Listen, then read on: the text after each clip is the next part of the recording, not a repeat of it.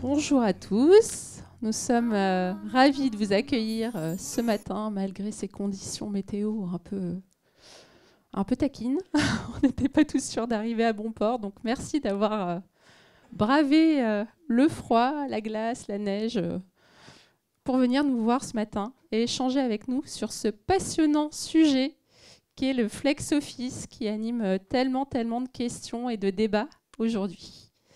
Donc, le grand sujet, je pense, de l'année 2024, c'est quand même celui de la performance, de la productivité.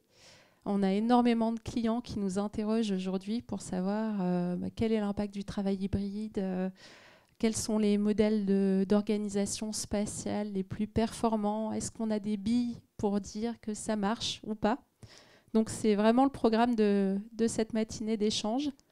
Et pour répondre à ces grandes questions, j'ai le plaisir d'avoir avec moi aujourd'hui Rémi Calvérac, qui est notre directeur de tous nos métiers Work Dynamics en France. Il va vous présenter un peu plus en détail ce qu'il fait.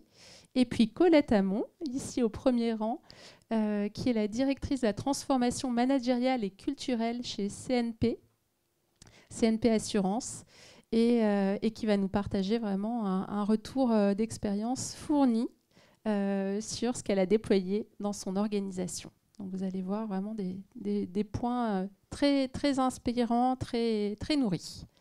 On espérait également avoir, normalement c'était prévu au programme, Kevin Boucharet pour Ubisoft, et malheureusement il a une intervention médicale imprévue aujourd'hui. Donc il a dû passer son tour.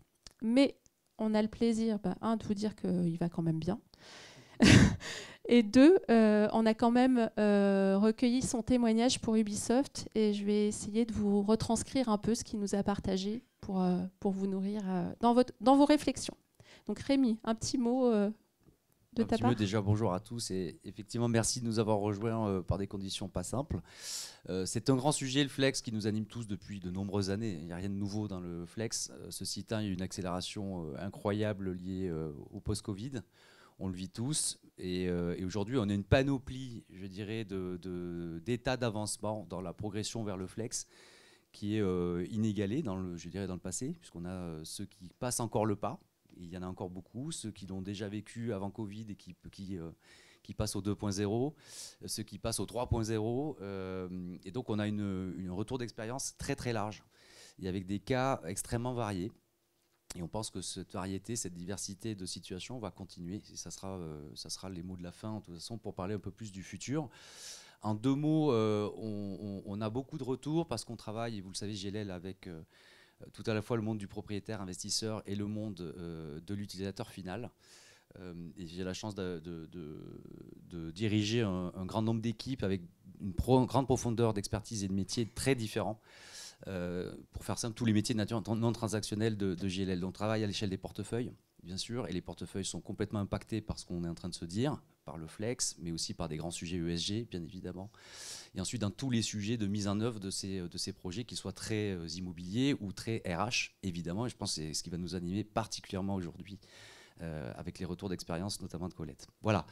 Je pense qu'on peut attaquer tout de suite. On va attendre pour prendre les questions, peut-être de finir le déroulé de la présentation qui devrait durer 20-30 minutes. Oui, une demi-heure. Et ensuite, on aura la table ronde où vous pourrez bien évidemment intervenir, nous faire part de vos retours d'expérience ou de vos questions. Parfait. Et je réalise que je n'ai pas pensé à me présenter, mais je suis Flore Prader, j'anime notre recherche sur les nouveaux modes de travail, la transformation de nos bureaux. Ça fait 12 ans que j'anime ce programme de recherche et je travaille à la fois en France et à l'international. Donc n'hésitez pas si vous avez des questions sur ce que font nos petits voisins. Donc globalement, le sujet du flex office, ce qui était intéressant, c'était de se dire que le flex office, c'est quand même un mot valise qui recoupe énormément de réalités différentes. Le flex office, vous le savez, il est apparu dans les années 80-90. Il a énormément évolué depuis. Les premiers à l'avoir adopté, c'était les entreprises du conseil. On a en tête Arthur Andersen notamment. Et c'était un flex office qui n'avait rien à voir avec celui qu'on connaît aujourd'hui. Qu'est-ce qui s'est passé depuis, et notamment au cours des derniers mois, des dernières années? Une transformation profonde en fait des entreprises et notamment du rapport à l'employeur, des nouveaux sujets autour du travail hybride, de la crise environnementale, les sujets de l'inflation, qui font qu'en fait ce flex office aujourd'hui, il semble apporter des réponses à énormément de sujets d'actualité. Alors pour creuser le sujet, on a eu une approche très nourrie. On a conduit notamment 42 entretiens en profondeur et je tiens à remercier dans cette salle Diana Naït Belkacem, qui est ma collaboratrice depuis 1 an et demi et qui a conduit ces 42 entretiens alors que j'étais en congé maternité de mon 3e. Et donc, il nous a apporté énormément de profondeur dans notre analyse sur aujourd'hui comment le flex est vécu, comment il est déployé, qu'en pensent les salariés et comment les dirigeants et les décideurs s'en emparent. On a également le retour de nos équipes aménagement qui nous ont nourris de 52 projets d'aménagement qu'on a conduits au cours des dernières années pour essayer de regarder à plus grande échelle comment se transformer concrètement les environnements de travail, quels nouveaux ratios, quels étaient les grands standards actuels. Et enfin, les grandes enquêtes, comme on les aime bien, 1000 salariés de bureau aujourd'hui à travers la France, pour comprendre quel était l'état du flex aujourd'hui. Donc pas forcément des gens aujourd'hui en flex office, mais vous allez le voir, une part d'entre eux le sont, d'autres non. Et c'était intéressant de savoir où on en était. Est-ce que le flex office est toujours un épouvantail ou pas ? Est-ce qu'on est encore dans le spectre de l'open space m'a tué, ou est-ce qu'on est enfin passé à autre chose ? Vous allez voir. On a été assez surpris des résultats, mais heureusement surpris. Alors, le premier des sujets, c'est celui de se dire en fait qu'on est aujourd'hui dans une phase de normalisation et d'adoption vraiment à grande échelle de ce mode d'organisation.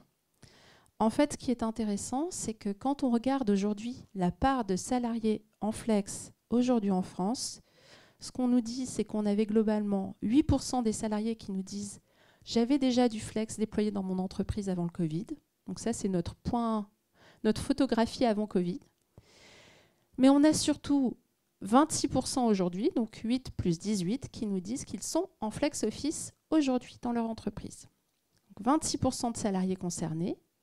Et quand on leur demande si leur entreprise a des projets, ils sont 40% au final à nous dire qu'ils sont soit en flex aujourd'hui, soit qu'ils vont adopter le flex office dans les 2 années à venir. Donc moi, j'appelle ça une déferlante. C'est vraiment impressionnant. On est vraiment passé d'un épiphénomène qui concernait quelques secteurs à un phénomène de masse, au même titre que le travail hybride. On n'est pas aussi avancé que le travail hybride, mais on voit clairement qu'on est dans une adoption massive de ce mode d'organisation qui s'avère pertinent pour tout type de secteur, tout type de métier. C'est vraiment ça la grande transformation. Après, il y a des nuances. Et ce qui est intéressant, c'est de voir qu'il y a certains secteurs qui sont plus avancés que d'autres. Vous les aurez, je pense, imaginés très spontanément, mais tous les secteurs de la tech, bien évidemment, ont un train d'avance. La banque assurance, l'énergie. Globalement, on est vraiment sur des adoptions beaucoup plus fortes dans ces secteurs-là. Il y a aussi un phénomène entre Paris et les régions. Donc plus de déploiement du flex office en région parisienne. On le comprend aussi en raison des contraintes de mètres carrés. Mais malgré tout, tous les secteurs sont concernés. Ce qui est intéressant aussi, je trouve, c'est qu'on arrive un peu à une forme de... Moi, j'appelle ça l'âge de la maturité. En fait, les salariés ont compris pourquoi on faisait du flex office aujourd'hui. Ils comprennent pourquoi on fait du flex. Oui, il y a un enjeu économique de rationaliser les mètres carrés. Mais ils comprennent aussi qu'il y a d'autres enjeux embarqués dans le flex office. Il y a le sujet de l'image de l'entreprise. Il y a le sujet d'une nouvelle organisation, de l'adoption du travail agile, etc. Donc on voit que c'est assez intéressant de voir qu'on est sur une vision un peu moins caricaturale que ce qu'on avait l'habitude de voir et que les salariés ont compris quelles étaient les motivations qui poussaient aujourd'hui leur employeur à déployer ce mode d'organisation. Alors, mais concrètement, il ressemble à quoi ce flex office aujourd'hui ? Rémi, tu veux nous dire ? Oui, alors rien de très surprenant pour ceux qui connaissent évidemment le flex, j'imagine un grand nombre d'entre vous. On a quand même un standard qui se dégage, qui est classiquement de 1 à 3 jours de télétravail, souvent autour de 2, 2,5. plutôt fixé par l'employeur, ou alors un mix entre une partie fixe, une partie variable, et qui a des impacts évidemment sur les surfaces et sur les typologies d'aménagement. Une grande constante, c'est le territoire d'équipe, évidemment, pour retrouver des repères, retrouver les personnes avec qui on collabore le plus en général quand on rejoint les locaux. Et évidemment, tout ça s'accompagne d'une forme de monitoring aussi des occupations, pour plein de raisons. Déjà pour l'optimisation, bien sûr, mais aussi pour des sujets purement réglementaires et sécuritaires. Et aussi de confort, puisqu'on sait qu'on a tous des pics. Mardi, jeudi, en grande partie, des trous d'air, notamment le vendredi. Voilà, c'est des constantes qu'on vit tous.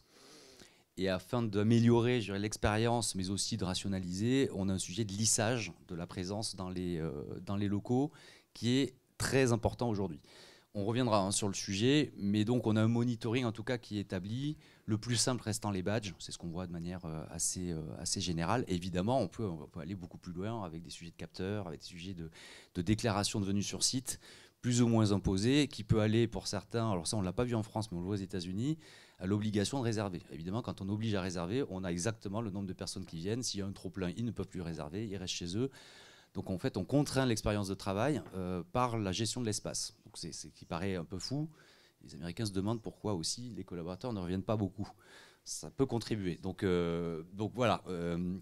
Et évidemment, des modèles qui vont très loin en termes de télétravail et de flexibilité, d'agilité qui est donnée, de localisation d'ailleurs